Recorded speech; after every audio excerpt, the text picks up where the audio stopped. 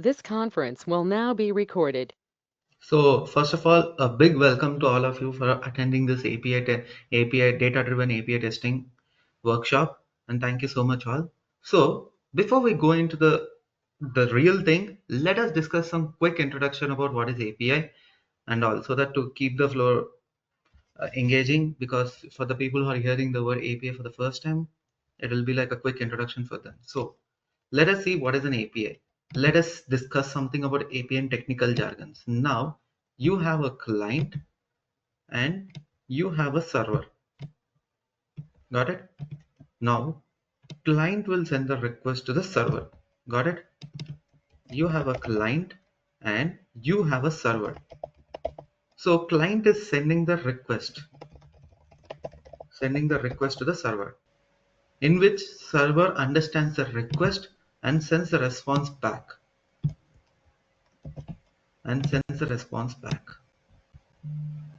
This is what the bookish knowledge, this is what we have been hearing, sending the response back. So this is the bookish knowledge that we have heard about what is API and all. So this is what is the bookish words or bookish definition that we heard about what is API and what is it all about. So let me give a very layman example, guys. How many of you like pizza? How many of you like pizza? Give a thumbs up. How many of you like pizzas? Bhikshapati, I guess. Am I audible to everyone? Bhikshapati says I'm not audible. I can hear you now. No issues. Thank you. Okay, I hope everyone loves pizza. So imagine that you're a customer and this is a customer going, you're a customer. So you're going to a pizza shop.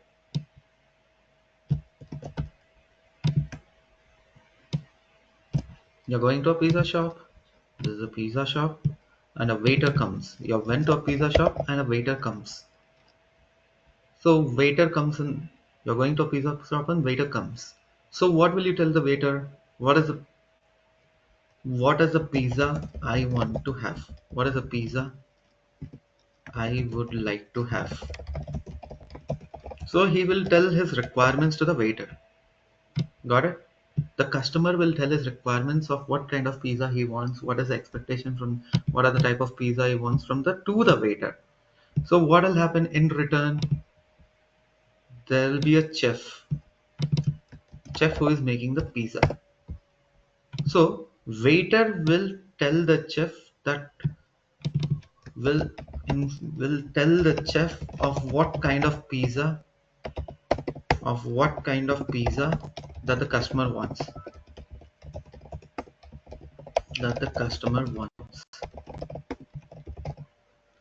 Got it? So here what is happening? Customer cannot directly go and tell to the chef, because chef does not understand what is customer trying to say, because customer is someone he tells in very layman language. Chef does not understand this layman language. He knows the technical jargons of making a pizza. Got it? Now who is the middleman here? Your middleman is the waiter here, guys. Got it? Your middleman is the waiter here, who understands the client requirements, who understands the chef requirements. So customer will tell to the waiter, in which waiter will understand the customer requirements. Now from waiter he will tell to the chef the requirements in which the chef can understand. So once the chef is done, he will send the pizza, he will give the pizza to the waiter, prepares the pizza and gives it to the waiter. In the middle, what does it the waiter do? He will add some garnishing, he will add some uh, decorative stuff like flakes and all the stuff the waiter will do, and he will deliver the pizza to the customer. Delivers the pizza to the customer after some garnishings.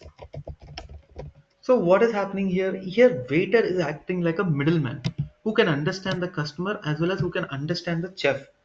So similarly, the API is like this. API is a middleman between the client and server who will understand the client request and process it exactly the way that the server can understand. So that is what is happening, guys. How many of you are agreeing with me? Type the letter. How many of you are agreeing with me? Maha, Priyanka, if you are not in a position to talk, just type a thumbs up. So this is what is API in layman terms. Got it? I'm just making everyone is clear. Yeah, Priyanka, tell me. Priyanka, tell me. You raise your hand. If you are speaking, I'm unable to hear. If you are unable to speak, please type your question in the chat box. Got it?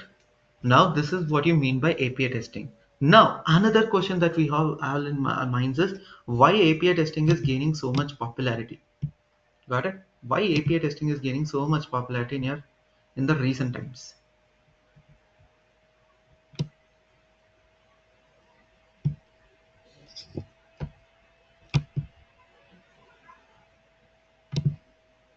So consider that this is a testing pyramid. This is a testing pyramid where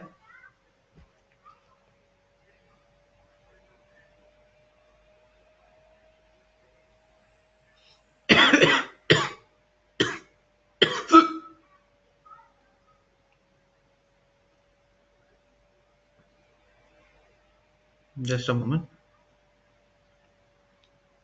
So this is a testing pyramid. In this testing pyramid, what we have, the first level is unit testing.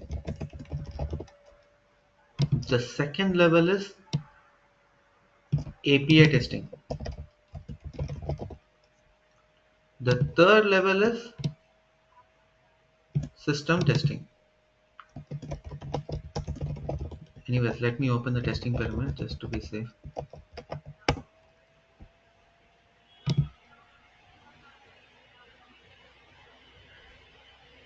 Yeah. Integration testing, system testing.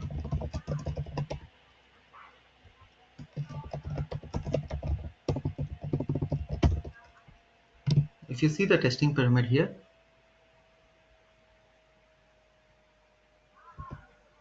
got it? If you see the testing, if you see the testing pyramid and what is all about, if you see the cost spent on unit testing, integration testing is less. Let me go to the diagram. This is not the right diagram. Let me go to the diagram here. So the cost spent on unit testing is quite less. Again, when you go for a API testing, the cost spent is pretty less. So why API testing means the cost incurred is less. Second thing, cost incurred is less. Easy to test in real quick time if we know the business.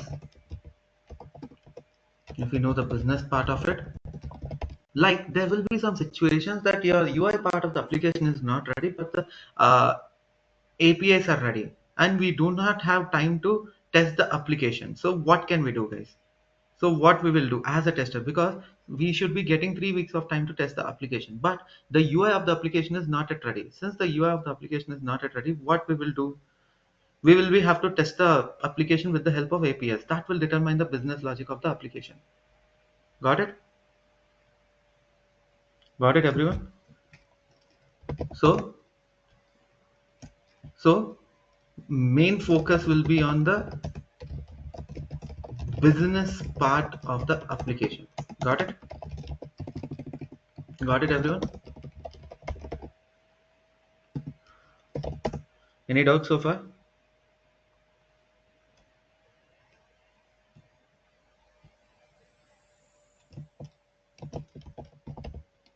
Any doubts so far, guys? Good to go.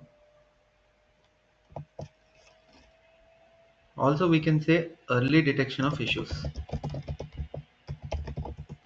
And API testing is reliable, guys. API testing is reliable. Is this clear, everyone? Any doubts so far? So these are the 5 things why API testing is gaining importance.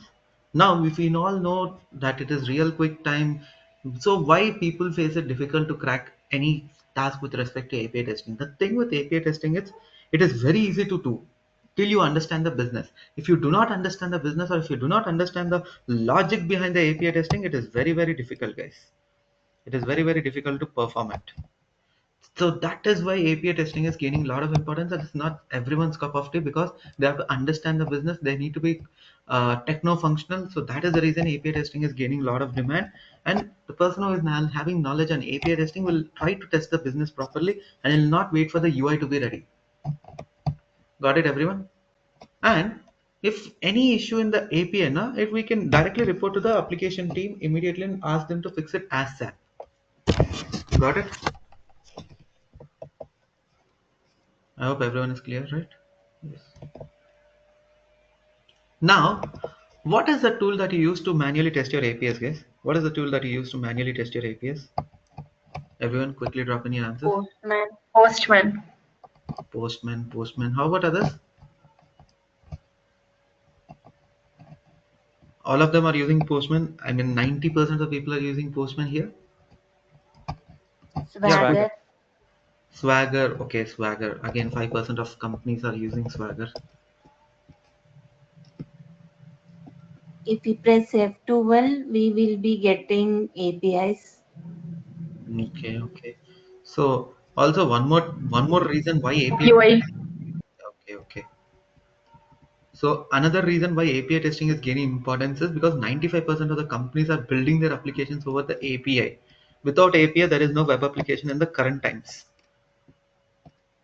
So that we can do the testing at a core level. So what are the different types of API? There are 4 different types of API. One is internal API, public API, partner API, composite API. Internal API is something that is the API is restricted within your organization, cannot be exposed outside of the organization. So what do you mean by public API? Like the normal public APIs that we discussed today, that is exposed across the internet. Partnered API is more like the API that is developed by the software company, they can access it, as well as the investors who are investing in the project, they can access this API. And what do you mean by composite API? With one API endpoint, we can access multiple APIs in one go. Like suppose Make My Trip is there. With one API call, it is connected to multiple airport vendors like SpiceJet, Indigo, Go Air, Singapore Airlines, multiple APIs. With one single API, it is connected to multiple different airlines of different APIs of different airlines. Clear, everyone? So these are the different kinds of interview questions that you will be asked. So they'll be asking you what are the different types of API on a layman terms, not on a technical jargons. So this was one of the questions asked by one of the FANG companies, and this was a very simple question and many of them could not answer it. So that's why I thought of sharing you this cheat code. So popularly used API calls is what? REST, SOAP, GraphQL, Ready API. Now 95% of the companies are still working on REST because it supports both JSON and XML file formats and it is lightweight. SOAP is mainly used in the legacy applications like 2004 based applications, 2003 based applications, and they support only XML format because in the olden days they have built the APIs using the SOAP protocol because it was a more secure those days and it requires more bandwidth to process. Like how much ever the SOAP is secure, it is very time consuming because it takes a lot of time to process the data. So that's the reason. So GraphQL is something like that's the new thing built by Meta. They have this a private API that was built by Meta in 2012, but it is more advanced than REST. Like if you want me to compare, give you the difference between REST and GraphQL, it's like REST is like a buffet. You go to a restaurant, you take your plate, you only go to the restaurant and you only pick your plates and you only serve yourself whatever item you want. GraphQL is more like a la carte. What do you mean by a la carte? You order the items based on the menu card and they will serve you whatever the menu items you require. Got it, everyone? Curl, yes, curl command is essential. Let it be any API URL. Shalu, any API URL with work on curl. I'll show you the curl thing, right? Don't worry. Yeah, Om, tell me. You're raising your hand. Yeah, what is the meaning of lightweight? Lightweight means everything works on JSON. 95% of the rest works on JSON. JSON is lightweight because it doesn't take much time to process the data. SOAP is more like an envelope style. That means it's like olden days how you open the envelope. Like you open the envelope, you insert your letter, you drop it in a post box. Again, the postman picks the envelope. He will he will open it and check whether it is there properly or not. Again he will close it. Again he will go and deliver to the other person. Again the envelope gets open and he have to close it. So REST is more like a postcard mechanism. Like it's just lightweight. Postcard is lightweight or envelope is lightweight. That's fine, but actually in the terms of technically, Technically, what happens when see SOAP consumes lot of resources because it processes data in XML, and if you want to process the data in XML, it consumes lot of resources first of all. So because it's highly secure, and you have to process a lot of security protocols when you are using SOAP, and in that process, what is happening? It is requiring more time to process the APIs. Got it? More processing time means the user will not wait that much time for the API request to process, right? And second thing is it will support only post operation. SOAP works majorly for post operation only, majorly. The rest works for almost 7 to 8 different HTTP calls efficiently. oh, okay, thank you. Sorry. Okay, thank you, got it. Hmm. So this is the thing. So today, what is the API we are using going to use for this REST assured API automation is this GoRest API. I'll be showcasing you how do you use this API REST assured. How do you automate this API using REST assured, and how do you use JDBC connection for automating the? I mean, how do we use database as a data provider? Got it? So here there is GoRest.com, and everyone knows this is a public API, and everyone knows how to do it. So Shalu, this curl command is there now. If you see the curl commands at the bottom, these are the curl commands. Curl commands are nothing but if you want to do a manual API testing, and if you want to share the API URL to other persons or other employees, instead of sharing a big document, what the developers do is they will share this curl command, and you can import into your Postman tool or Swagger tool easily, so that it will only automatically rearranges the API for you, and you can make the required changes. Got it, Shalu? What is API? What is a curl command? It's mainly used for manual testing, and we can also prepare our own curl commands. That is something not covered up for today, but we can make your own curl commands, Shalu. Okay, got it, got it. Thank you. Yeah. Even for GraphQL also, we can make your own curl commands. Curl commands is just like a sharing mechanism, more like a sharing mechanism between the clients or between the third-party vendors. Okay. So this is the API I'll be working on it, guys. Okay. So shall we see the manual flow first, and then we go for automation? How many of you are okay with it? Shall we see the manual flow first go for API automation, guys? Yeah, quickly. Yeah, Shivani, Devaki, I got your answers.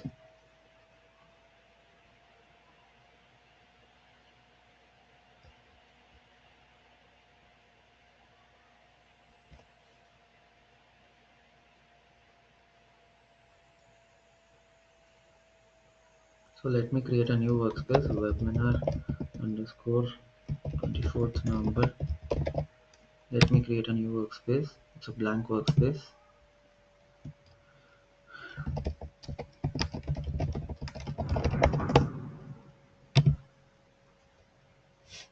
Okay.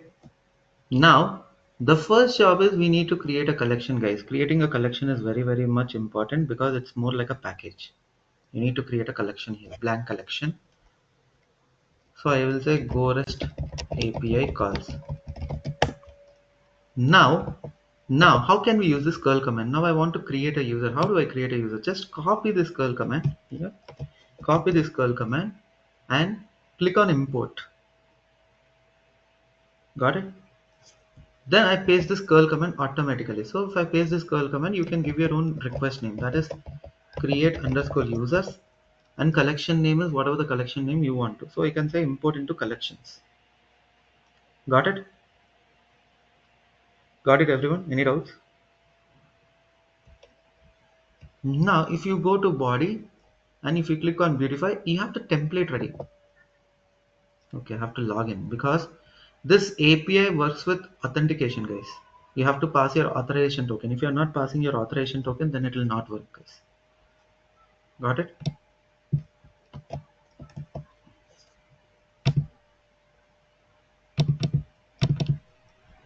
So I have to pass my authorization token. That was the one thing that was missing.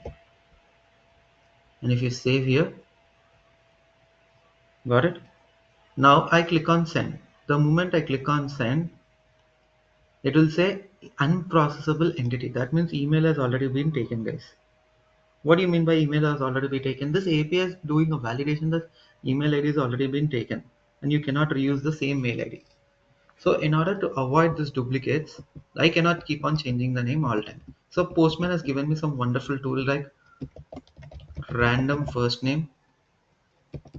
It has given me some wonderful randomizer options in Postman tool. I will go for the randomizer options. I'm not a person who will keep on changing things.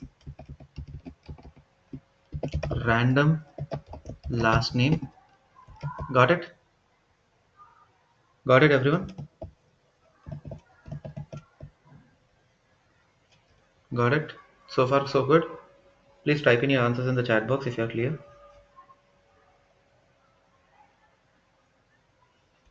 Got it. Now, if I click on send, I will be getting a new user ID. Now, again, if I click on send, again, I'll get a new user ID. Now, what is the next thing, guys? What is the next thing? Now, I want to delete the user. Got it? I want to delete the user. Let me say import, copy the curl command. It will do the things for you. And I'll say delete users. Got it? So what is the user ID I got here? What is the user ID I got here? I will put the same user ID here. So I perform the delete operation. The user has been deleted successfully. Now when you're creating a new user, the status code is 201. That means it is a successful response with where the data is created, like where a new user is created. Like successfully the response is generated and internally the new resource has been created properly. Got it? Now when I say delete users, I'm deleting the results from the database. Like I want to erase this data from the database. Now if I want to fetch the details for a particular user, I can do the same thing. Let me duplicate this, guys. So instead of get, I will delete, I'll put get. Got it? Get users. So I can fetch us in individual users, guys. So if I try to hit this user, it is saying 404. That means resource not found. Why the resource is not found? Because I have deleted the user here. The moment I've deleted the user and the moment I'm trying to fetch the details for this particular user, it will not fetch the data. Got it, everyone? Is this clear? Any doubts? Any queries you can ask me. Even though it's a simple thing, I don't mind answering your queries. I have a doubt. Yeah, please. For deleting, why we not needed the authentication?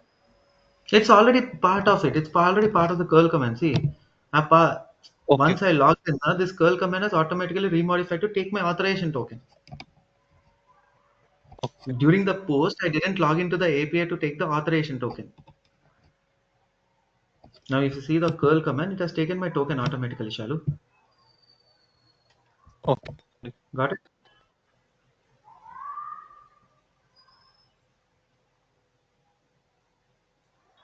Got it, everyone? Any doubts?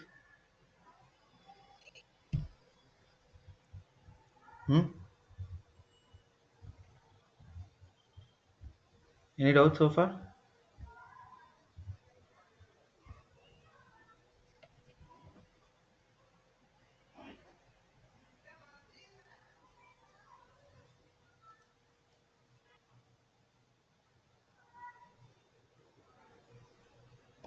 Guys, any doubts? Can I go? Yeah, great. Okay, that's good. That's a good thing. So I'll be using the get operation and all. So let me perform these operations again, just for a revise. So through the post, I'll be getting my user ID. So whatever user ID I'm getting, I will be trying to put it in the get operation. Okay, and I click on send. Now I'll be in a position to fetch my user details. Once I fetch my user details, then I'll put it here and I'll delete the user. Got it? Once I delete my user now, what I have to do, I'll check whether it is 404 or not. Is it clear? Any doubts? Any doubts, guys, so far?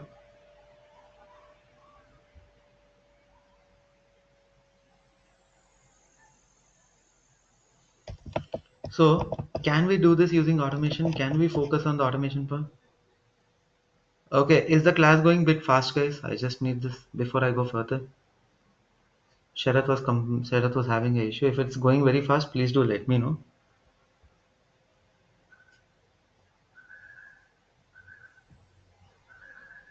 I guess no one is having a problem, Sharath.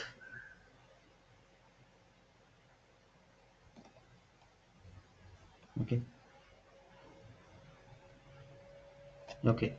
If just let me know if the class pace is going very fast. Just let me know, guys. I'll ensure that it goes at a proper way.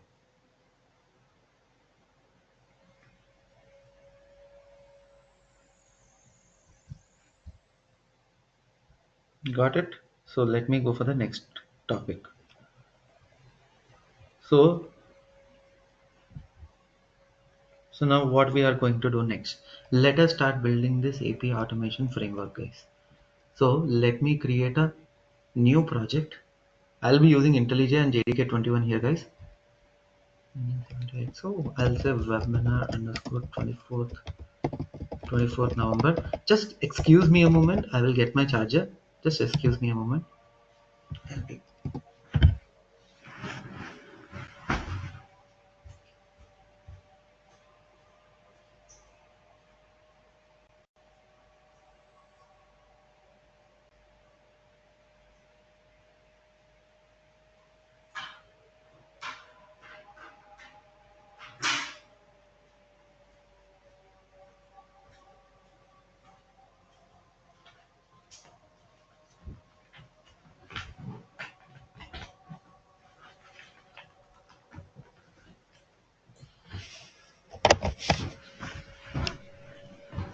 So I'm using JDK21 here, guys.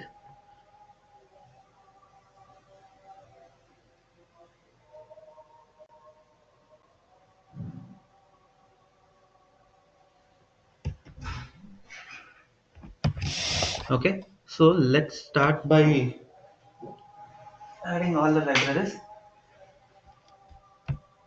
So let me go to dependencies and let me add all the libraries related to the project. Rest assured Maven dependency.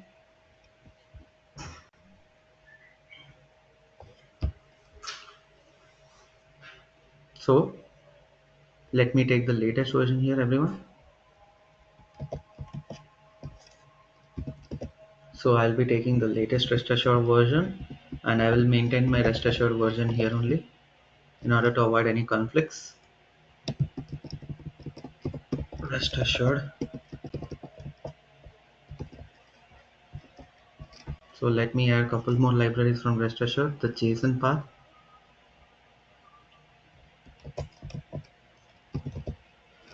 So I can directly use the same version number in order to avoid any conflicts or resolution issues.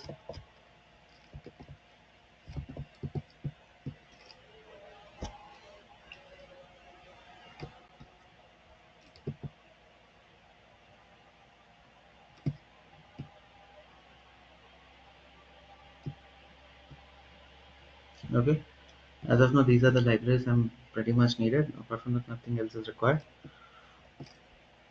Then I will like to have TestNG. Always remember, API testing should be done preferably in TestNG mode only, not in Cucumber mode. If the UI and API testing are done parallelly, then only you go for any Cucumber or TestNG. But if your agenda is only to do API testing, always go for TestNG. Why not Cucumber? The reason is Cucumber is more of like the BAs writing the feature files for you, because they'll be giving you the step definitions like given, when, then, and. So this for the API testing, no business client or no stakeholder will be mentioning you what are the steps to be followed. So it's preferable to go for TestNG rather than BDD. But if the your API and UI testing are happening in the same project, then we have no other choice. We have to either stick to Cucumber or TestNG. But if you're solely doing only API testing for the particular project, you should always use TestNG if you are using only API testing. Got it, everyone?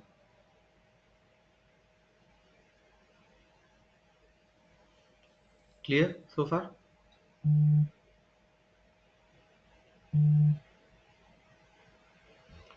Great, great, great. Now I have all the packages ready.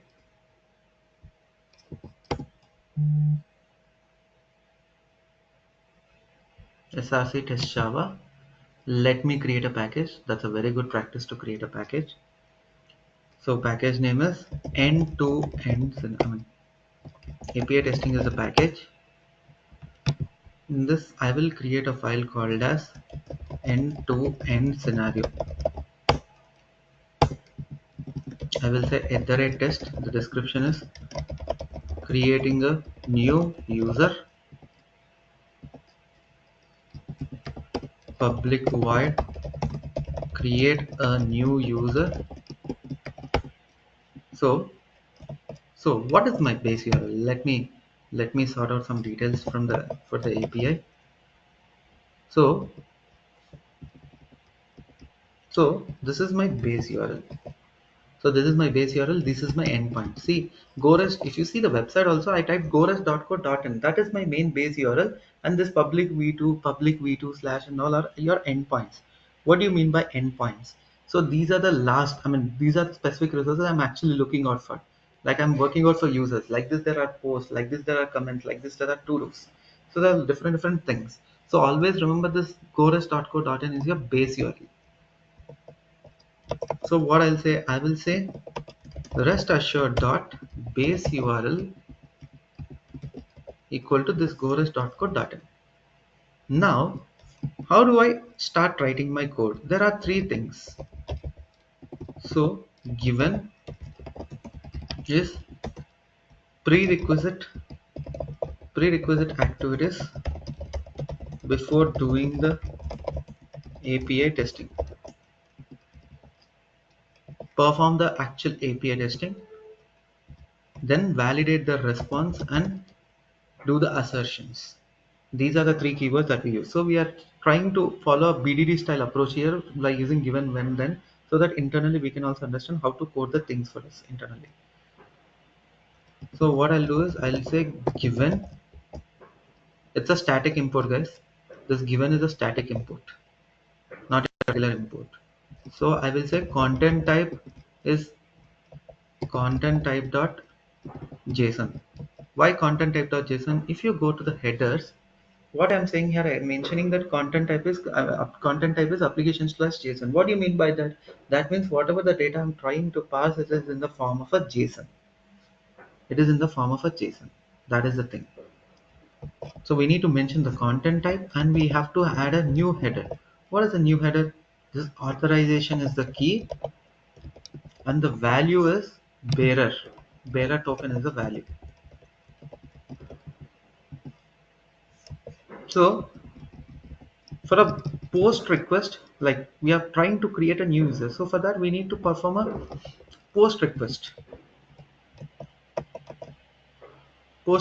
How can I perform a post request? For that let me create a Pojo class here, guys. I'll say the package is Pojo. Always I try to pass my JSON body in the form of a Pojo, guys.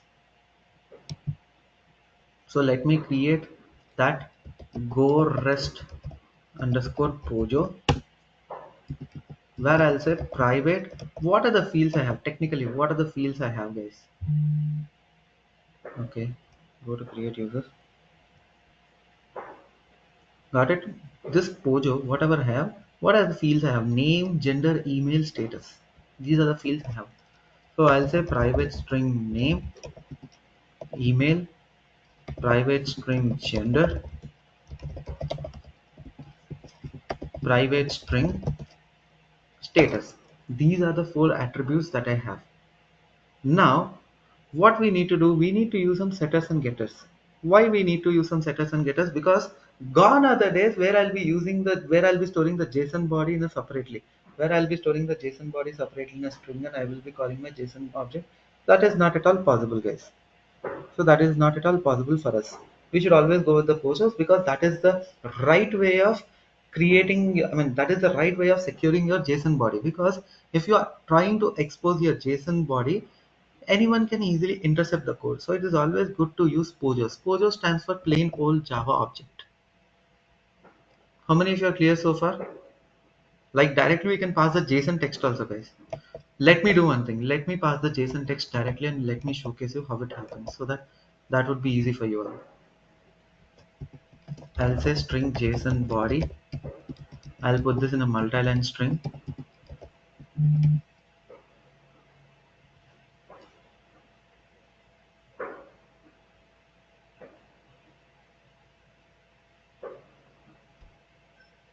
Okay. So in this name, you can put whatever name you want. Let me randomize these names. How do I randomize these names, guys? There are a couple more libraries I have to add, guys. One is Faker.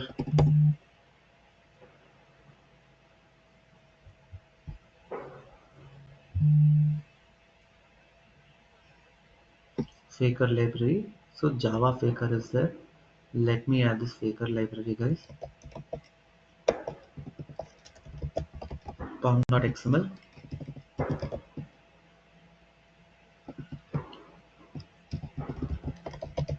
Faker version 1.0.2.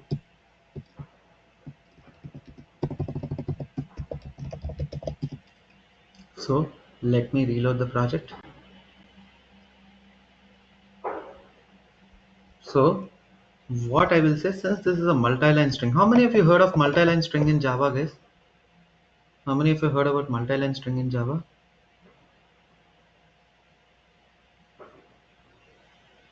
Guys, how many of you heard about multi-line strings, guys? Quickly type in your answers in the chat box if you are unable to talk.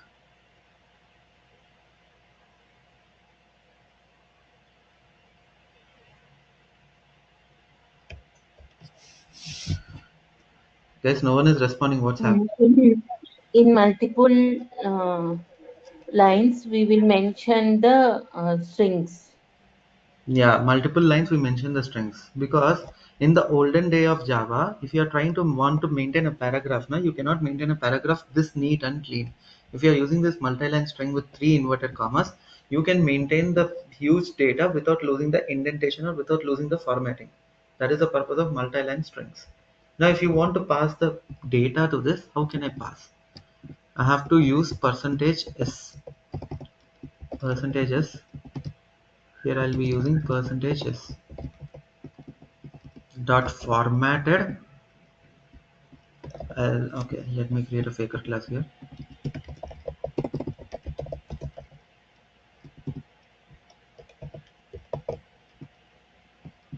Faker dot get the name. Faker dot name dot get first name. Faker dot name dot last name. Okay, got it.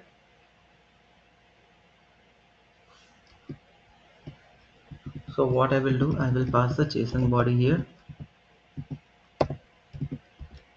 Dot when dot post. So what is the endpoint here, guys? This is the endpoint.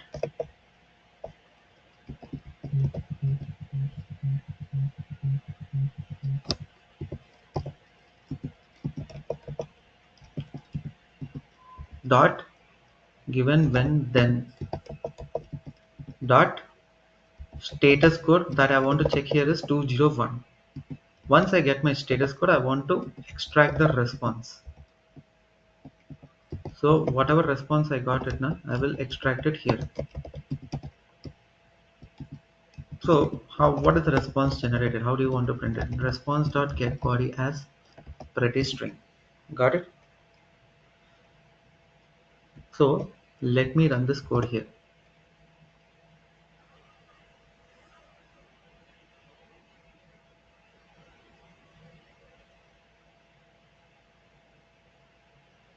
So now what has happened here now what happened, now the JSON body is generated properly. Now from this I want to fetch the user ID, guys. How do I fetch the user ID from this JSON body? So let me make this int user ID as something global. Now I want to extract the user ID from the response. How can I do it? I'll say response.getBody.json path. So that means I'm trying to convert everything into a JSON response. Once I try to convert everything into a JSON response, dot get integer of ID. Got it? I know this ID is an integer value. Got it? I know this ID is an integer value. So what I'll say, response.getBody.json part of that get int of ID. Got it? Got it, everyone? Any doubts?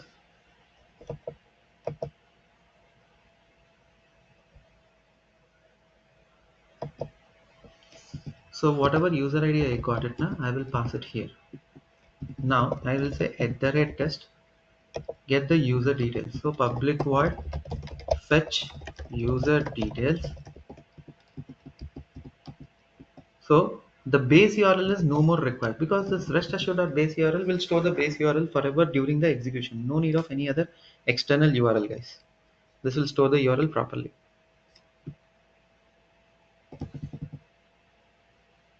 Okay. Now again repeat the drill, guys. Content type. This authorization is there. Okay. Dot when. I don't need any JSON body for get operation, so I don't need anything. Given content type header when, then when get of what is the endpoint v2 slash user ID. Like how we have changed the user ID here. If you see manually also, we have changed the user ID here manually. How we have changed the user ID, the same thing we are doing it here. Okay. Dot then status code 200 dot extract dot response. So I want to extract the response. So I just want to print the response, guys. Same thing I can do for delete.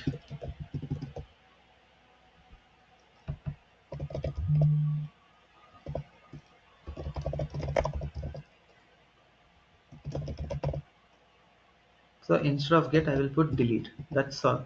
That helps you clean the work. Here the status code is 204. Got it? Is this clear, everyone? Any doubts so far? Maha, Supriya, Priyanka, Om. So let me run the complete suite, guys, so that you can see the actual execution.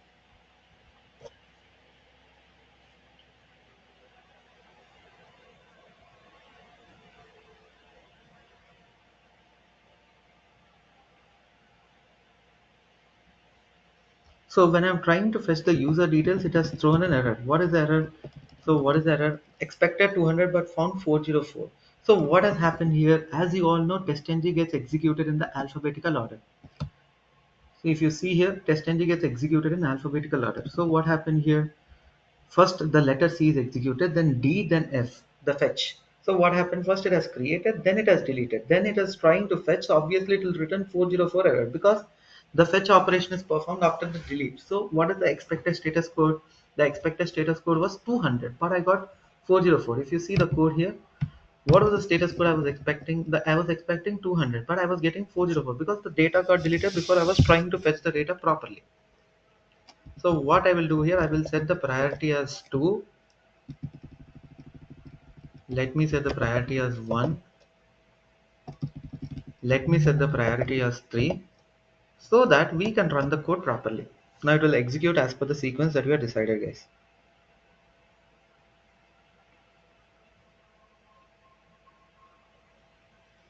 Is this clear, guys? Any doubts so far? Surya, Devaki, Maha, Naveen, Shalu, Vajiha, Chaitali, Sharad, Tejaswini, Om, Om, Kavita, Shivani, all good?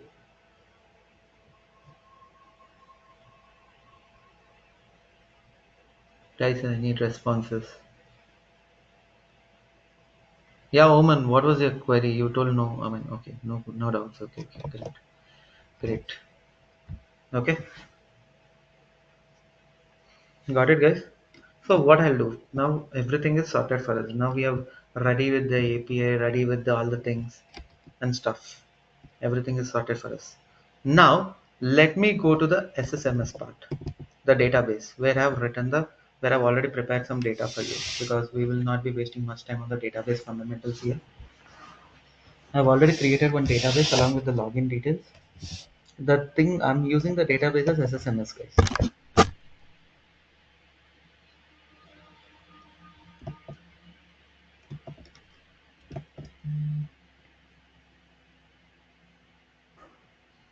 Okay, so I've already created an SQL based authentication.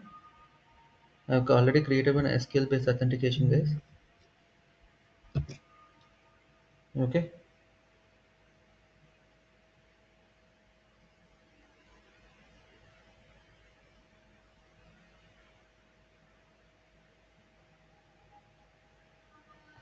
got it. I've already created some login details. I've already, just a moment, November underscore 2024, November underscore 2024. I've already created this credentials, and in this already have the API testing data ready with me.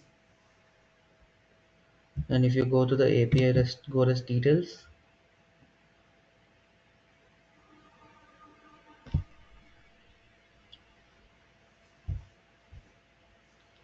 got it.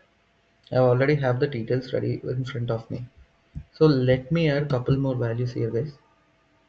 Let me add couple more values. Insert to.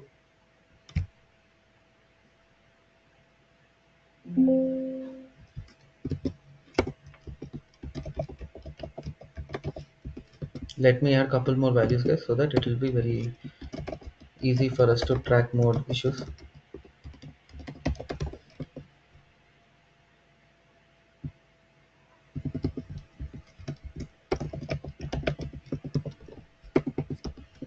Guys, are in a position to understand? You're not understanding because the crowd is so silent.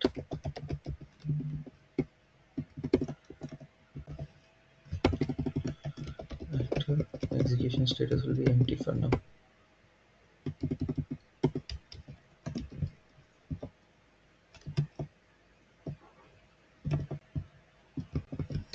So I want to insert multiple values into the database. I hope everyone knows the DB fundamentals.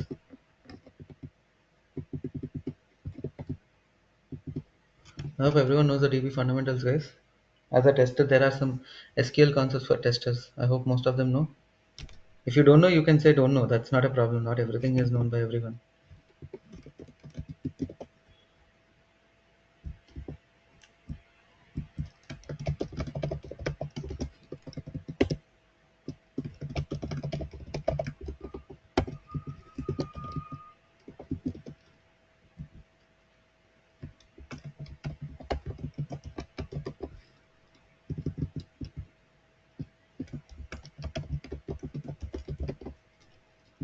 Got it?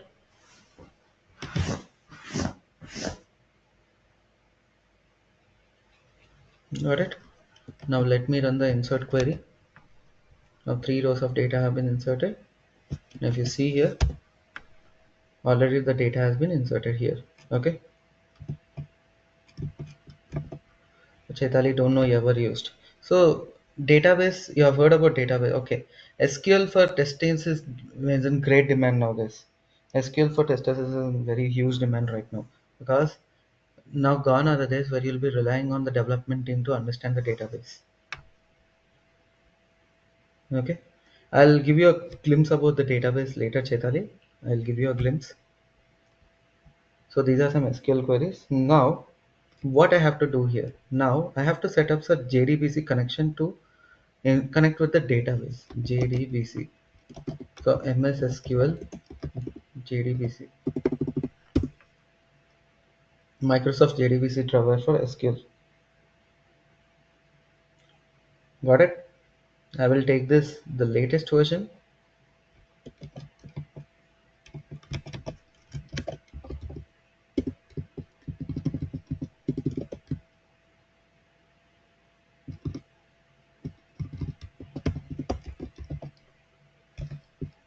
Okay,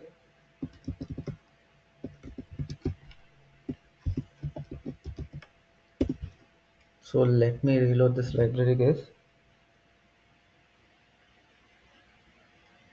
Okay, so what I'll do, let me create one framework called as, let me create one package called as framework. In this framework, let me write the code for SQL actions. I'll say private connection, get connection,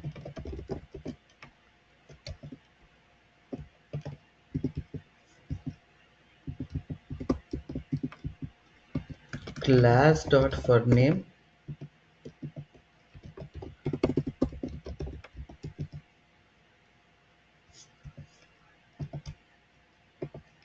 Just a moment.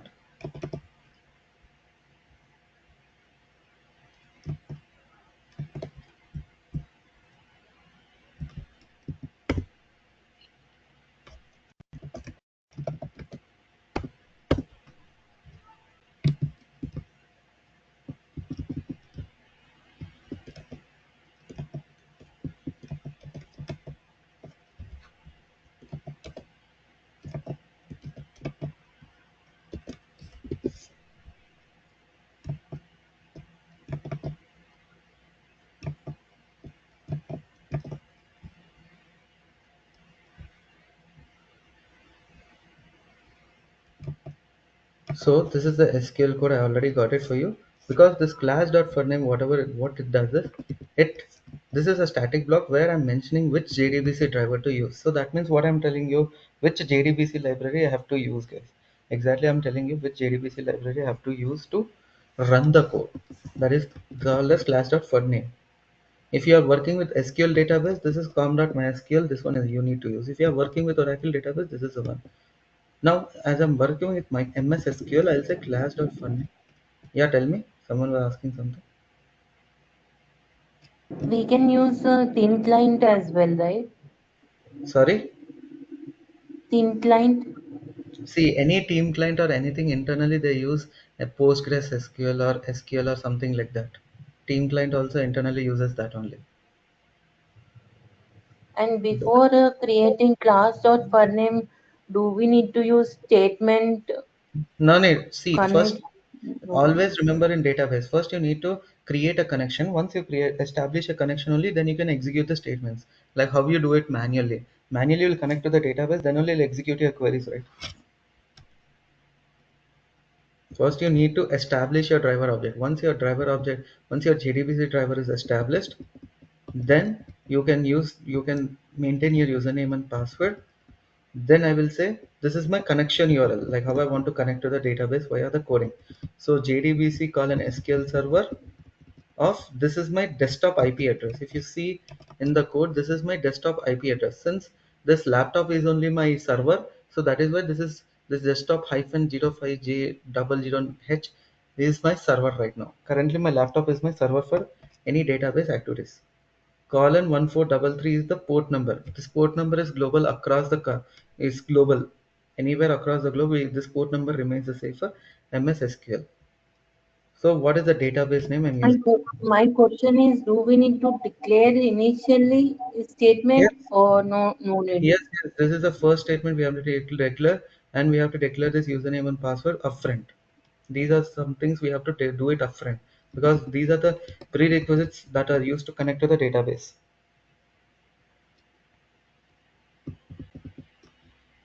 So I'll say JDBC colon SQL server colon double slash. This is your IP address. Tomorrow it can be your office, your project IP address. You can put that project IP address. Colon 1433 is your port number. Semicolon. What is the database I'm working on? So the database currently I'm working on is API testing data, and the table I'm using is dbo.gorest API details. These are the details I'm working on it. So encrypt equal to true, trust server certificate is true. These are the certain things I need to do when you're working with latest version of MS SQL. Got it? When you're working with latest version of MS SQL, these are the things. So encrypt equal to true and trust server certificate equal to true is, these are some uh, parameter checks that we need to pass since we are using the latest version of MS SQL. So we need to say that we need to trust the server certificates and encryption also true. So if there is any encryption also, we need to allow that encryption. So this is how we create a DB connection via JDBC. So that is what driver manager dot get connection. That means what? By passing this URL and the username and password, will be authorizing our database. If the credentials are valid and if your IP details are valid, then the connection object will be created. Got it? I hope many of them are new to database. Many of them are new to JDBC database.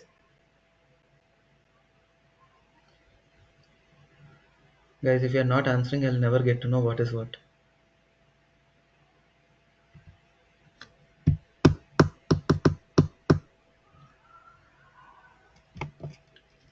So generally we don't, sneaky throws is something advanced exception handling, just ignore it. I'll say throws exception.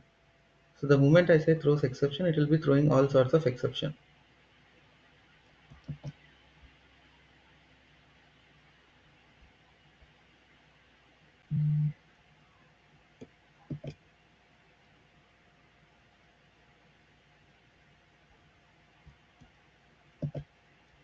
Okay.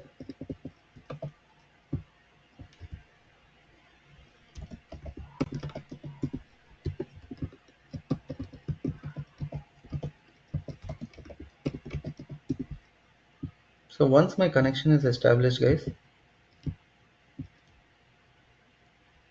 okay, once my connection is established, so in this private connection, what we are doing here, I'm fetching the database connection. I'm fetching the DB connection, guys. I'm fetching the DB connection here. What do you mean by DB connection? Like, how do you connect to the database manually? Like manually, how do you connect to the database? The same thing. I'm connecting through Java. Got it?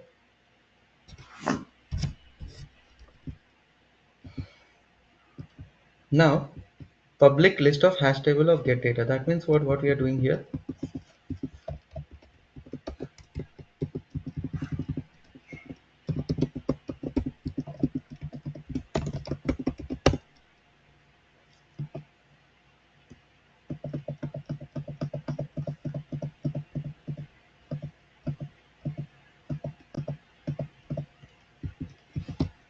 Okay. Now what we are doing here.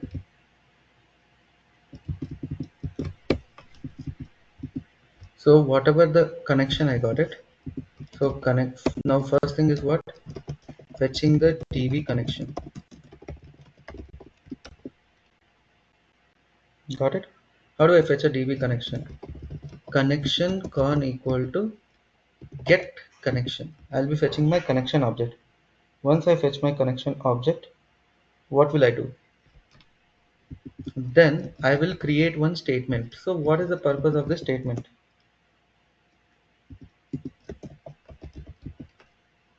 Connection dot create statement. So with the help of this, with the help of statement object, we will be in a position to execute the SQL queries. Okay. Instead of create statement, can we use prepared statement? Prepare statement is used for procedure calling, not for the regular SQL. That is where the efficiency is there for prepare statement. When you are working on some SPs, when you are working on some PLSQL side, prepare statement will work properly there.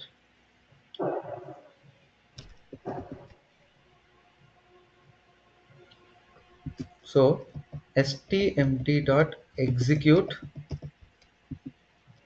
whatever query you are passing. Got it? I'll be executing my query. So I'll be storing this in a result set.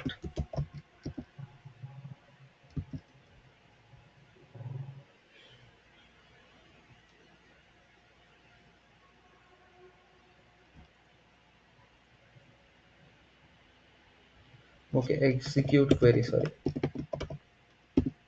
Okay, executing the query and storing the result set. Got it?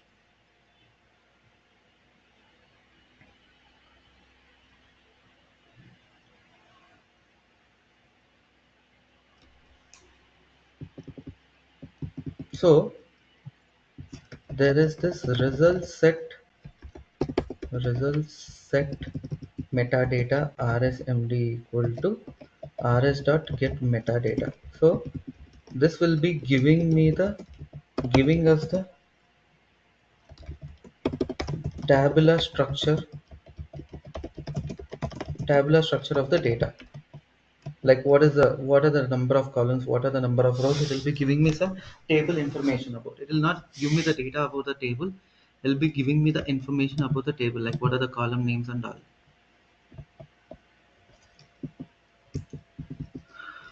So while rs.next, like what I'm trying to tell here, till the till the result set is empty. Got it? Till the result set is empty, what am I supposed to do?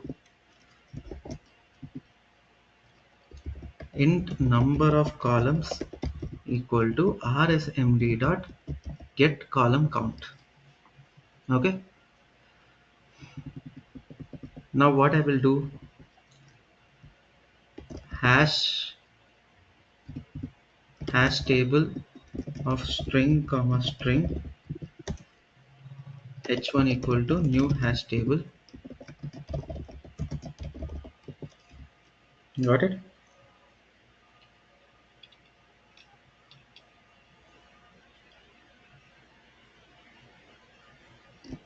Got it?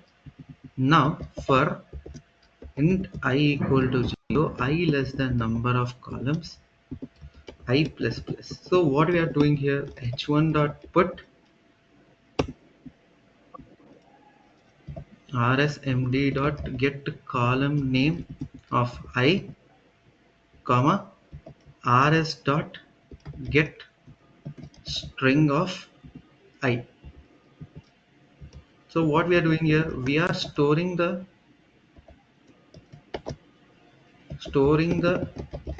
data of each row, like how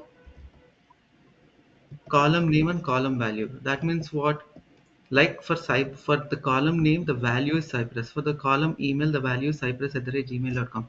For the value status, the value is active. For the value gender, the value is male. For the execution status, the value is pass. This is a thing for now. Now again, when I go for the second row, the value for column name is playwright. The value for email is playwright@gmail.com. The value for status is active. The value for gender is female. So for each and every row of data, I'm storing it in the hash map, guys. I'm storing each and every row of data into the hash map, guys. Clear?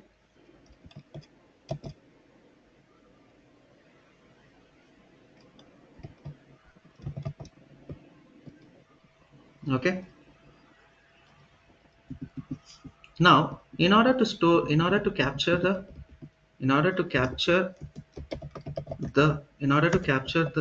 data of each row, we are using a list of hash table. So what is that? I'll be storing it in a list of hash table. So it's technically like I'm using hash table to store each and every row of data. So I'll be using list of hash table to store complete data. Got it? I'll be using hash table to store the complete data, guys.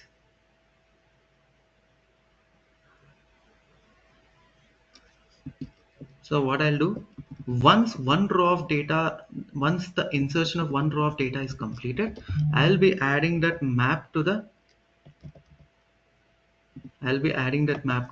original list so that it will accumulate the complete row of data. I'll say return list. Got it? So once I return this data completely, guys, so what are the errors I got?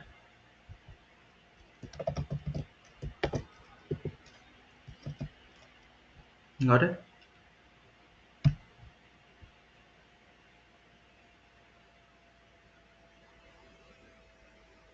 Got it? Now what shall we do?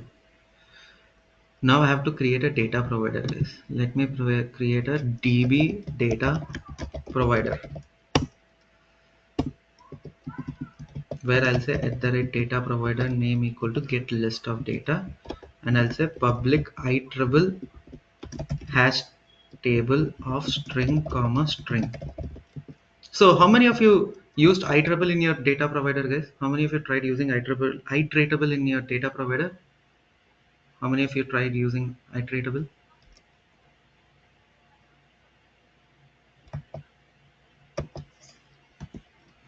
Get, It will navigate to the next it will list navigate of to the, data. yeah, it will Next traverse list across of the data. data. Yeah, it will traverse across the data, guys. So I will use SQL constants to store my queries. Public static string get list of data. So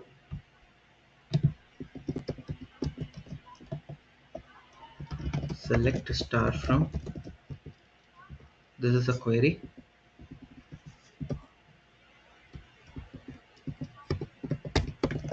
SQL actions.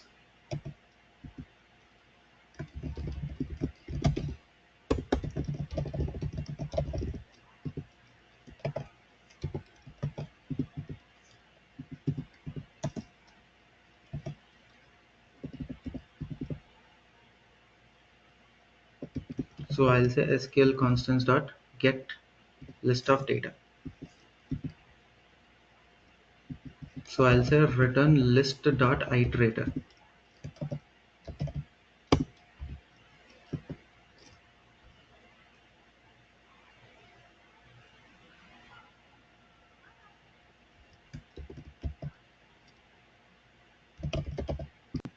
Okay. Now another challenge is, now another thing is, so whatever the data I am getting from the API, whatever the data I'm getting from the API, like the thing is, when I pass the data as Cypress active mail pass, so with this API request I have to execute all the three test cases. Like what has happened here manually. Now when I execute this data, so whatever the user ID I get it, whatever the user ID I get it, I have to pass through get to validate the data, and I have to go to delete to validate the data. So I do all these activities, guys. Got it?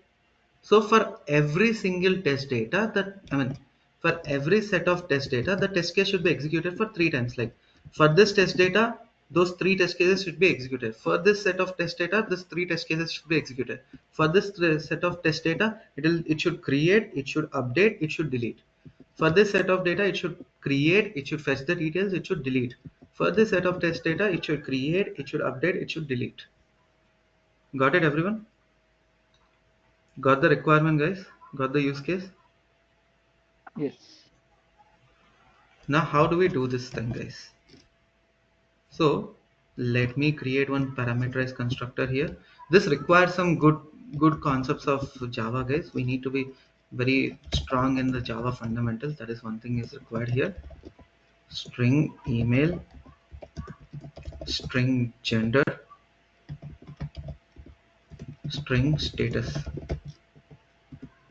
Let me create a parameterized constructor. Name, email, string gender, status. I'll say this dot name equal to name, this dot email, this dot gender, this dot status is status. Got it?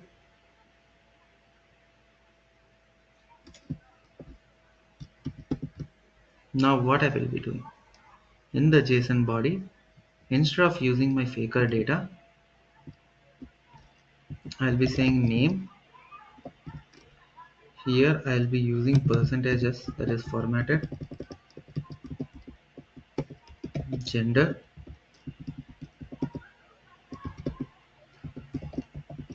this is email, and this is status. I modified my JSON body here, and the rest of the code remains the same. So what I'll do is I'll use @factory. So this is a test ng annotations which will help us to execute the annotation. This annotation is used to execute the test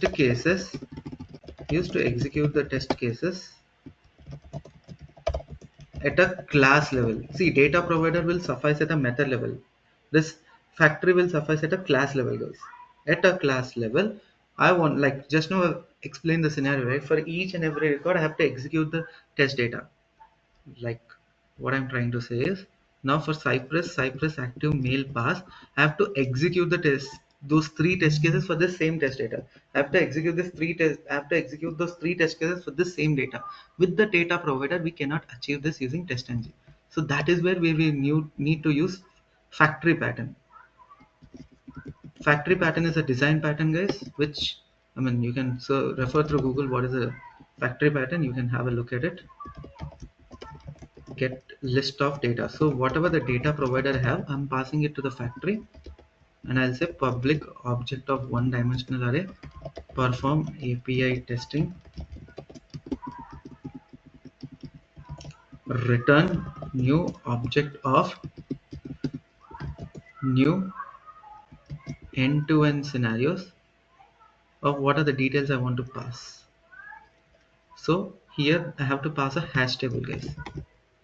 Hash table of string comma string of data. I'll say data.get of name, data.get of email. What is the column name? We need to pass the exact column names. Gender, status.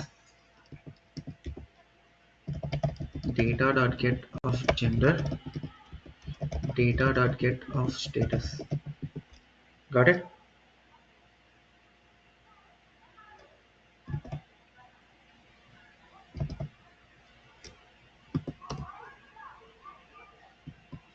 Now let me run the test cases using the factory pattern.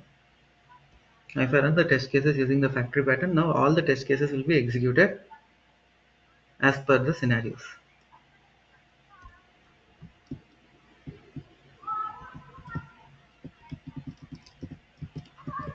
Okay, incorrect syntax near the keyword from. Okay, I have used two froms here, sorry.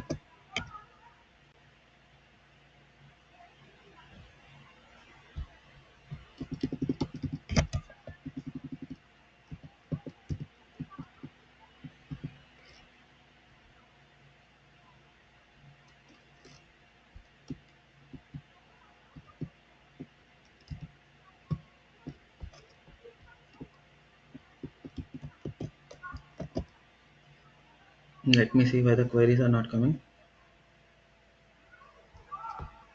So the result set is not empty.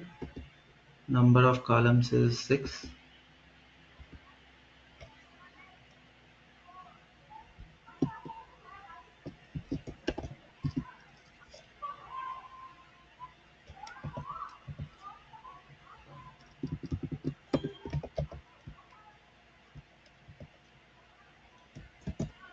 Hello.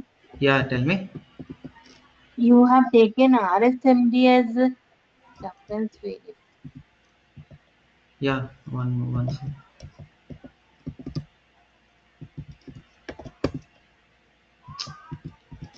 Just a moment.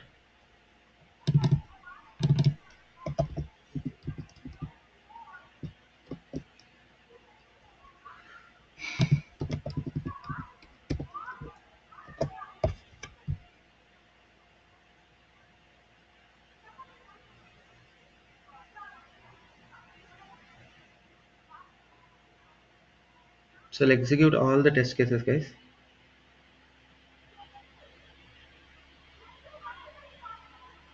So it will execute all the test cases as per the pattern that we have discussed. Got it? It will execute all the test cases as per the pattern that we have discussed. Now this user ID is 7542137. Now if you see the fetch user details, it was executed using the 7541237. Now if you see the delete also, as of now the content is nothing, but it has taken the same ID, guys.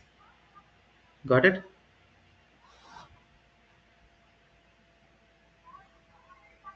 Is this clear, guys? Any doubts?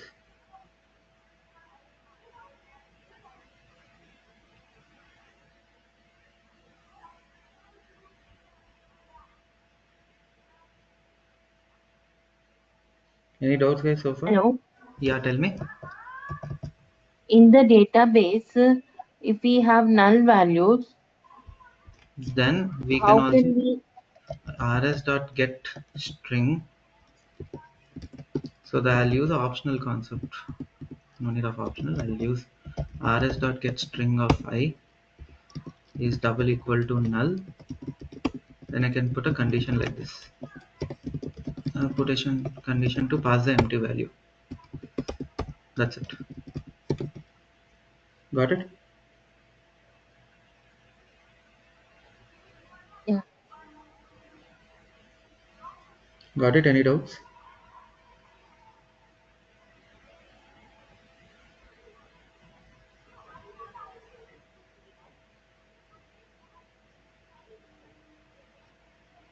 Got it, guys? Any doubts so far?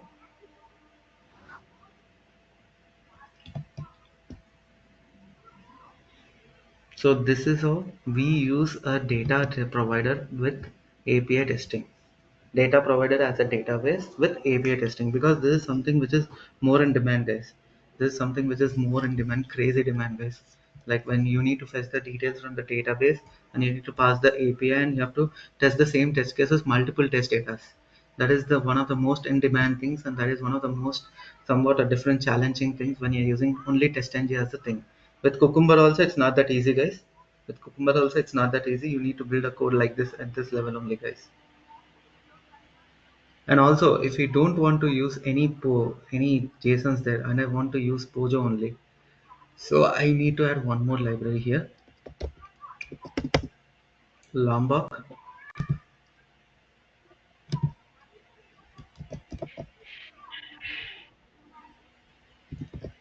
This Lombok library will provide some annotations to act as some getters and setters. Lombok version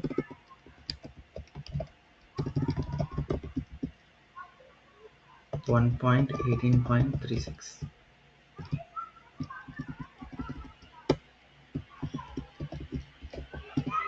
So let me reload the library,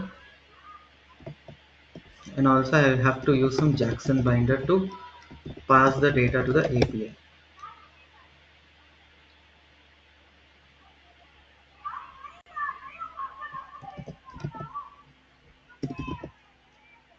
So let me use this thing, and in the gorest underscore Pojo I'll be using all the setters and getters.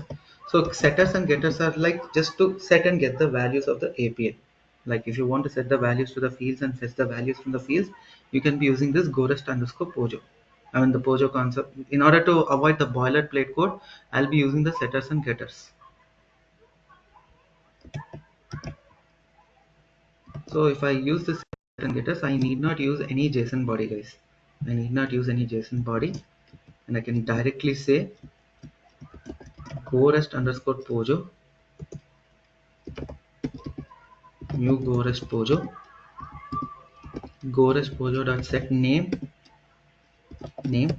gorest Pojo dot set gender, gorest Pojo dot set email, I can say email, gorest Pojo dot set status, I can say status. Got it? Now instead of passing the JSON body, I will be passing my gorest Pojo. So with the help of Jackson binder,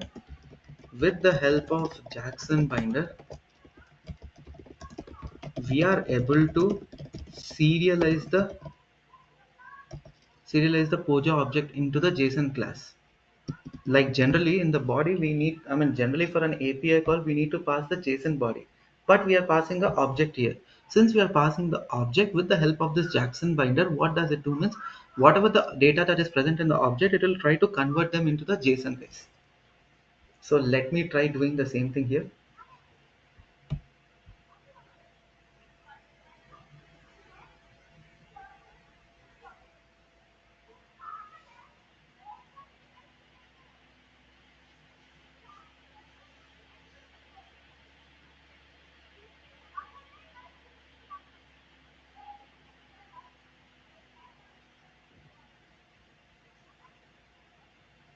Got it, everyone?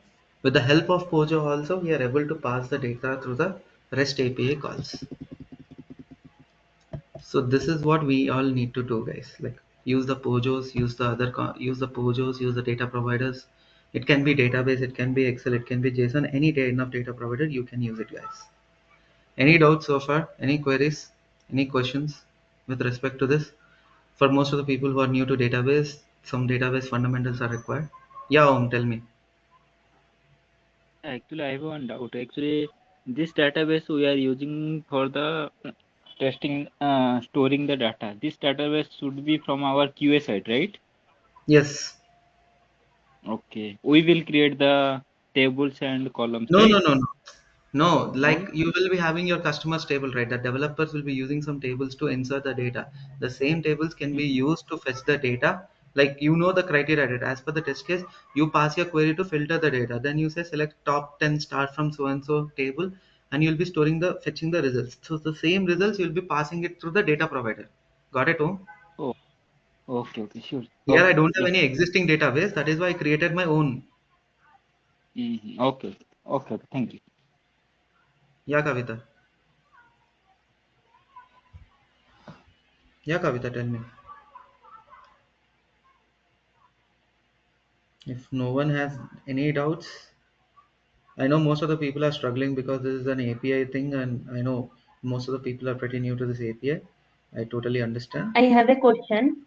Mm-hmm. Tell So me. sometimes, many times, company won't provide bearer token, right? They will not give you bearer token. They'll give you the OAuth 2 authentications, or they'll give you OAuth 1, or they'll give you a digest authentication, or some credentials. We can use those credentials and we can generate. Or there'll be different kinds of APIs where with that API you need to generate your auth token and you need to pass it to the API. These are the other different scenarios that we can use. Because in my company also, I will not get my auth token. I will have to hit another API to generate my authorization token.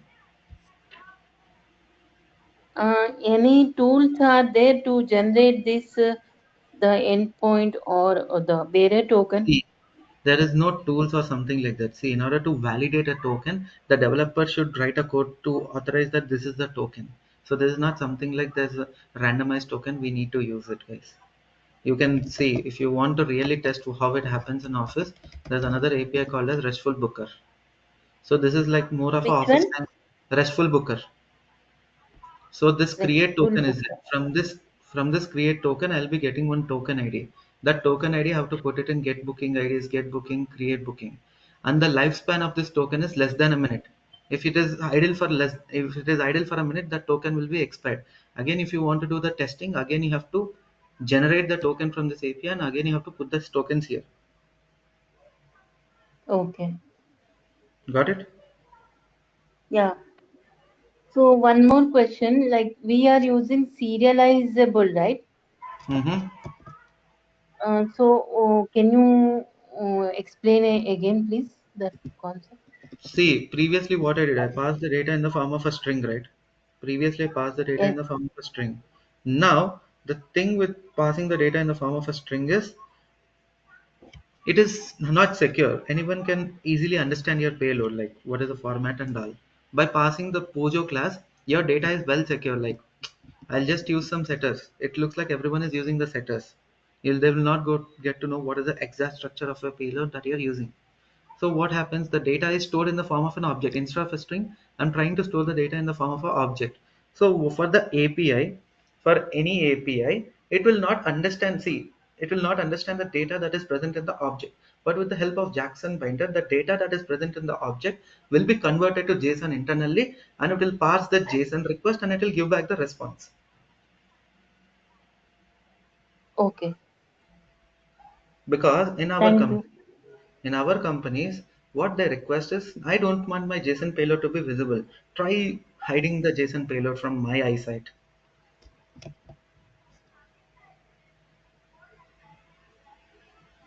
Yes, Home, tell me. Okay. Yes, I have one doubt related to API. Actually, suppose I have four API endpoint, and one endpoint is calling the another Mm-hmm. endpoint, and that one is calling to the another endpoint. Mm-hmm. And suppose my middle endpoint got failed in the any reason. Mm-hmm. Then how to know which endpoint got failed? See, you are the one who is writing the test case now. You are the one who is writing the test case. You are the one who knows the business flow. On hitting one API endpoint, once capturing the response of one API endpoint, you will be going to another endpoint. And after going to that Yes, another endpoint, you will be going to another endpoint. So in this rest yes, assured, I have put some validations. If you see here, status code 201. And if the response code is failing, then only the code will fail. Then the code will fail. Again, there would be another issue like your response code is matching, but the response body is not matching. So in that situation, what I can do now, I can put some validations on the JSON body. Got it? okay, I can put some validations on the JSON body, not null value. These are some Hamcrest body validations that we do. And okay, I'll say body of name, not null value. And I can also check whether the body, I'm just trying to give you a briefing. Hamcrest validations is a very huge topic. It will take at least 2-3 sessions for me to cover all different kinds of validations with detailed examples. I will have to yes, check whether it is a string. Got it? These are the validations that you need to do in your body response. yes, yes. Actually, I heard about this actually in one of the video on the YouTube video. Actually, there is this, one tool, Grafana tool is there. That's why I asked. That Grafana is a monitoring tool, right? Okay, It's a okay. monitoring tool. Uh, Prometheus, Grafana. That is not Grafana. That is Grafana. Sorry, Grafana, okay, Prometheus are your API monitoring tools. okay. They are not using the any tester. They are all performance, like AppDynamics, Grafana, Prothmas. They are all performance monitoring tools. Okay. Mm. See, they will give you the API response and they'll tell you where it is failing, where it is passing. They'll give you a detailed statement. If you want to do testing properly, do automation is these are the validations. There, it'll just check what are the APIs loads working properly or not. Where it is failing, it will tell you. If you want to exactly validate where it is failing, you have to write the code in the assertions from like this. Okay, How okay, this is how we need to do it. okay. Mm.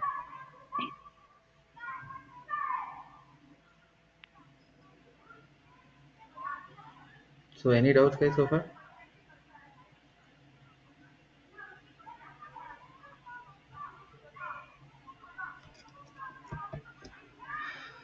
Any doubts? If no one has any doubts, then we can scram the session. Then we can close the session.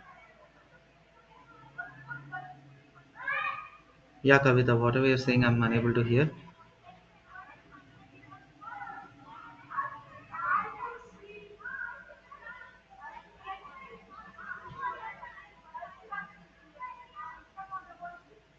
So no one has any queries, any questions? Last 2 minutes. Where we use TestNG, it is not a framework. See, framework is something we build. TestNG is a plugin to automate your test cases, Maha. It's like one of the mechanisms. BDD, Cucumber, TestNG, JUnit. There are some tools or libraries that is help you to automate your test cases. Like how you manually execute your test cases, the same thing.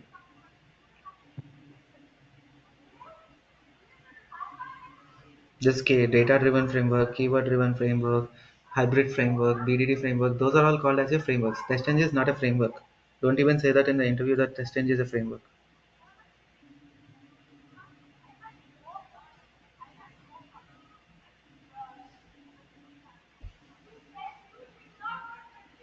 Any queries, guys, so far? Any queries? Any other questions?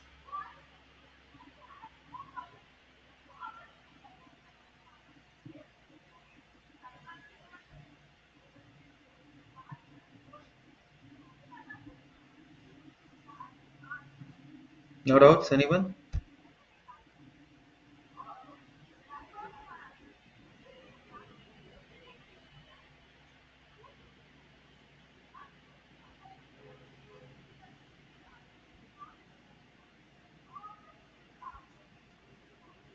Okay, if there are no doubts, then we can close the session, guys.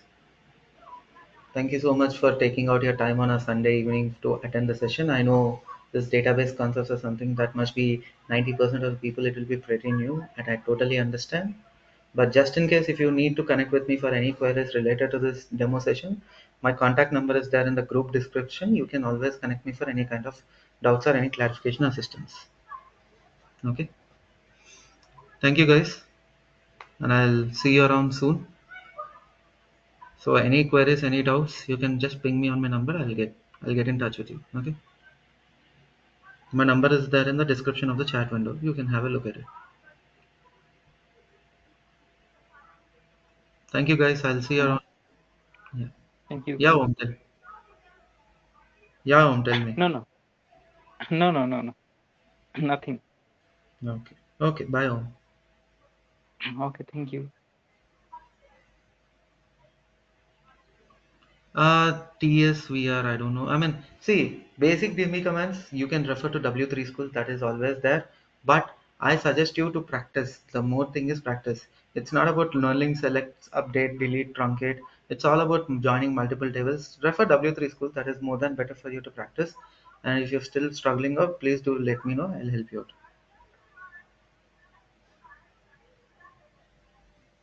Because every company is expecting interviewers to test, to write your own DB queries. Gone are the days where you'll depend on someone else to write your DB queries.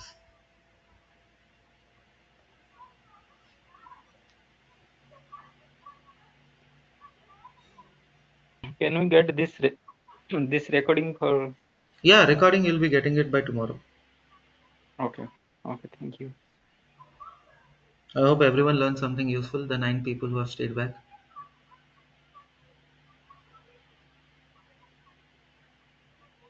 Yeah, great. Thank you all. Thank you so much. I'll see you all. Bye bye.